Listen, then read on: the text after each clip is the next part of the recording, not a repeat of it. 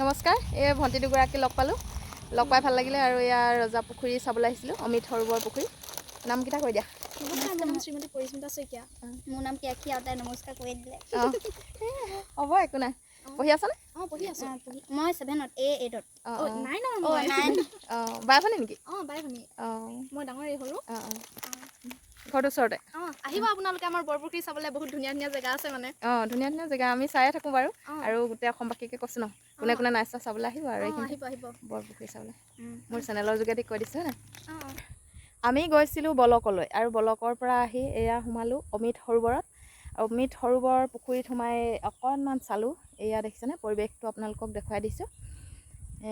এইফালে গ'লে এপাক আচলতে সোমাই নগ'লে ভাল নালাগে, সেইকাৰণে আমি দেখুৱাব পাৰিছোঁ। অঁ, দেখুৱাব পাৰিছোঁ। আমি চাব পাৰিছোঁ কিমান ভাগ্যৱান।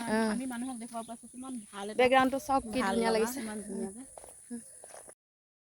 গোলাঘাট ডিষ্ট্ৰিক্ট কাছমাৰী চাওদাং পথাৰত এইটো অমিত সৰোবৰ ৰজা পুখুৰী। আৰু এই পুখুৰীটো মই আপোনালোকক ঘনে ঘনে দেখুৱাই থাকোঁ, তথাপিতো হেঁপাহ নপলাই আকৌ দেখুৱাওঁ। ইয়াৰ আচলতে এটা বৈশিষ্ট্য আছে, যিটো বৈশিষ্ট্য আপোনালোকে দেখিলে হয়তো নিজে অনুভৱ কৰিব পাৰিব যে ইয়াৰ বেকগ্ৰাউণ্ডত যিখিনি দৃশ্য আছে, সেই দৃশ্যখিনি আপোনালোকে দেখিলে সঁচাকৈ মোহিত হ'ব।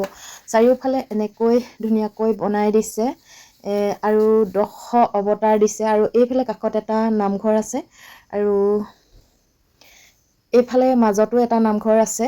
যিহেতু নামঘৰ মাজভাগত এটা প্ৰতিষ্ঠা কৰিছিল, সেই প্ৰতিষ্ঠা কৰাটো এতিয়ালৈকে নামঘৰটো সম্পূৰ্ণ হৈ উঠা নাই।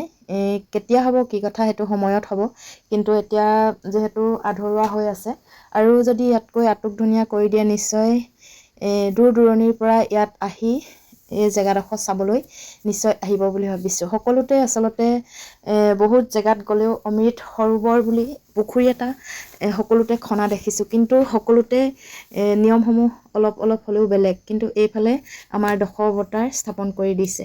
সেয়েহে এই প্ৰাকৃতিক সৌন্দৰ্যটো দেখি অতি মনোমোহাৰ হয় আৰু ভাল লাগে। সেয়েহে এইফালে পাৰ হৈ গ'লে এপাক সোমাই যাওঁ। শেষত সকলোলৈকে ধন্যবাদ জ্ঞাপন কৰিলোঁ।